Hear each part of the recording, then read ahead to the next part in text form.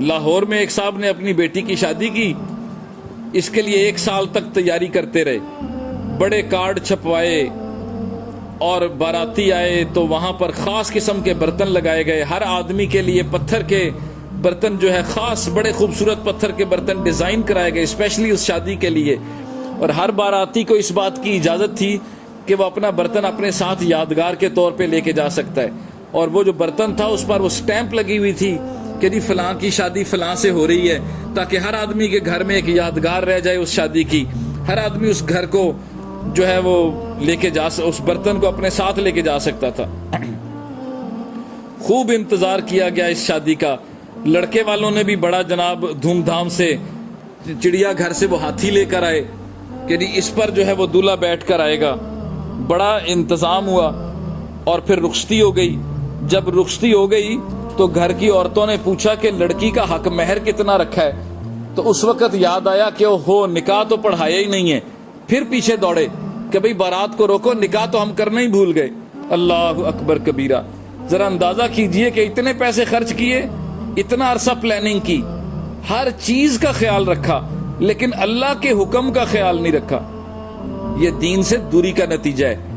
اس کے برعکس جو لوگ دینداری کی بنیاد پر نکاح کرتے ہیں، زندگیاں گزارتے ہیں، بس اللہ رب العزت ان کے گھروں کو جنت کا نمونہ بنا دیتے ہیں، دنیا میں ہی وہ جنت کے مزے اٹھاتے ہیں۔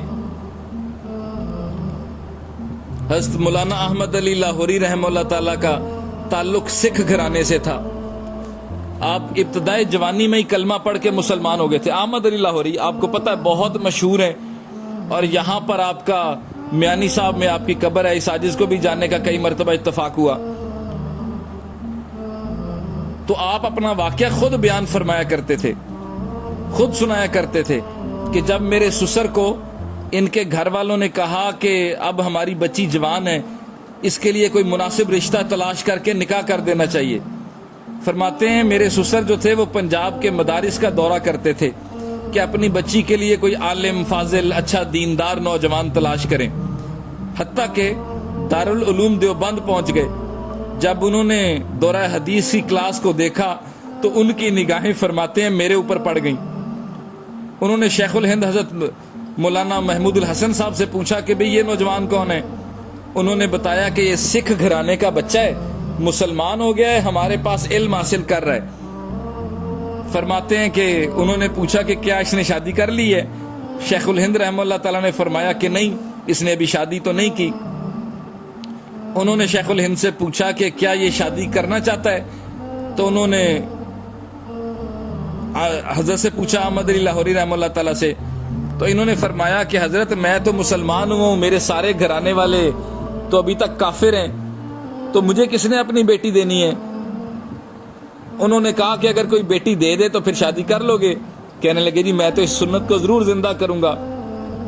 فرماتے ہیں کہ اس کے بعد میں اپنے دوستوں کے پاس آیا تو انہوں نے مجھے چھیڑنا شروع کر دیا۔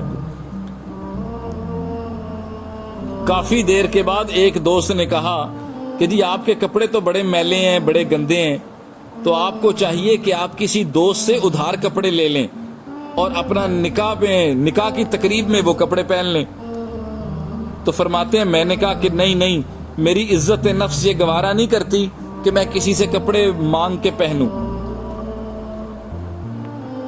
اب وہ دوسرا دوست کہنے لگا کہ بھئی تمہارے کپڑے تو بڑے گندے ہیں، کل تمہارا نکاح ہے، تو تم ایسا کرو کہ ان کپڑوں کو دھو لو تاکہ کم از کم صاف تو ہو جائیں۔ کہنے لگے بس میری بدبختی تھی، میں نے اس کی بات مان لی، چنانچہ میں نے اگلے دن دھوتی باندھی اور کپڑے دھو لیے۔ سردی کا موسم تھا اور اوپر سے آسمان بھی جو ہے وہ ابر آلود تھا، بادل آئے ہوئے تھے، بارش بنی ہوئی تھی۔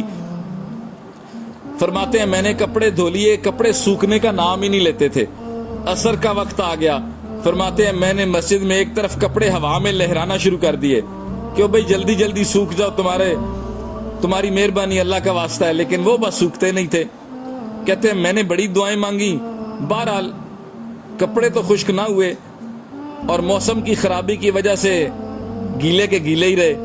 کہتے ہیں حتیٰ کہ عصر کی اذان ہو گئی اور میں نے سردی کے موسم میں گیلے کپڑے پہنے اور مجمع میں آ کر بیٹھ گیا، لیکن میرے سسر کا دل فرماتے ہیں سونے کا بنا ہوا تھا، ان کی نظریں چیزوں پر نہیں تھی، انہوں نے دیکھا کہ کل بھی یہی کپڑے پہنے ہوئے تھے اور میلے تھے، آج بھی وہی کپڑے پہنے ہیں اور گیلے ہیں، دوسرا جوڑا اس نوجوان کے پاس ہے ہی نہیں، لیکن انہوں نے پھر بھی اپنی بیٹی کا نکاح کر دیا۔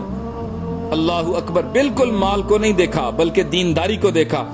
کچھ عرصے کے بعد رخصتی ہو گئی۔ ابتدا کے چند دنوں میں فرماتے ہیں میرے اوپر بڑے فاقے آئے، طالب علم تھے اور پڑھانے کا بھی کہیں پر کوئی ذریعہ نہیں تھا، کمانے کا کوئی ذریعہ نہیں تھا۔ فرماتے ہیں کبھی کھانا مل جاتا اور کبھی نہ ملتا۔ کچھ عرصہ میری دلہن میرے گھر میں رہی، اس کے بعد جب وہ اپنے والدین کے گھر گئی تو اس کی والدہ نے اس سے پوچھا بیٹی تو نے اپنے نئے گھر کو کیسا پایا ہے؟ فرماتے ہیں میری بیوی تقیہ نقیہ نیک اور پاک باز عورت تھی۔ اللہ اکبر، فرماتے ہیں اس کی نظر میں میری دینداری پر تھی بس، اور اس کی نظر جو ہے وہ میرے مال اسباب پہ نہیں تھی، دینداری پر تھی۔ چنانچہ اس نے اس کو سامنے رکھتے ہوئے اپنی والدہ سے کہا اماں میں تو سمجھتی تھی کہ مر کر جنت جائیں گے، لیکن میں جنت جیتی جاگتی جنت میں پہنچ گئی ہوں۔